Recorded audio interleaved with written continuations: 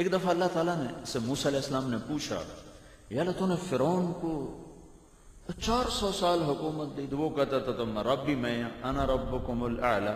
یہ دنیا میں ایک انسان آیا ہے جس نے یہ کہا انا ربکم الاعلی، میں ہی سب سے بڑا رب ہوں.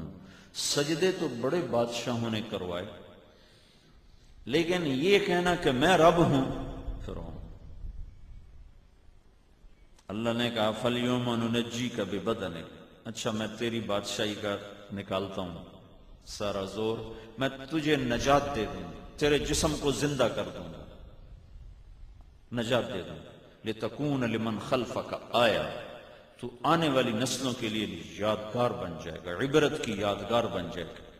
میں نے ممیز کہتے ہیں کہ مصر والے اس زمانے میں کوئی ایسا مسالہ لگا، آنتے نکال کے باہر پھینک دیتے تھے، اندر سارا کچھ، پھر ایسا مسالہ لگاتے تھے کہ جسم آج تک ٹھیک پڑے ہوئے ہیں. پٹیوں میں کچھ انہوں نے پٹیاں اتار دی ہیں، جن کی پٹیاں اتار دی ہیں تو ان کی کھال پتہ لگتا ہے کہ یہ مردہ کی کھال ہے، چٹکی ہوئی، ٹوٹی ہوئی، کٹی ہوئی، چیرے ایسے بالکل کھال نام کی شے موجود ہے، کھال اتری نہیں، آنکھوں میں سوراخ نہیں ہے، آنکھوں میں یہ ڈیلے میں آنکھیں موجود ہیں، لیکن پتہ لگتا ہے ویران ہے. پاؤں چٹکے ہوئے ہیں، انگلیاں چٹکی ہوئی ہیں. فرعون واحد ہے جس کی لاش پر گوشت تر و تازہ ہے، تر و تازہ لگتا ہے ابھی کسی نے اس کو سلایا، بلکہ اس کی لاش پر گوشت بڑھتا رہتا ہے، بڑھتا رہتا ہے. ہر سال 15 مارچ کو انہوں نے وہیں اسی میوزیم میں کچھ چوہے رکھے ہوئے ہیں جو اس پہ چھوڑے جاتے ہیں، جو اس کا فالتو گوشت نوچ کر کھا جاتے ہیں. پھر اس کی ڈریسنگ کر کے دوبارہ اس کو شیشے میں ڈالتے ہیں، اور پڑا ہوا لگتا ہے ابھی کوئی سویا ہوا آدمی ہے، بال بالکل صحیح، آنکھیں ہر شے بالکل صحیح سلامت. وہ لگتا نہیں کہ یہ 6000 سال پرانی ممی ہے، 2000 3000 3500 سال پرانی.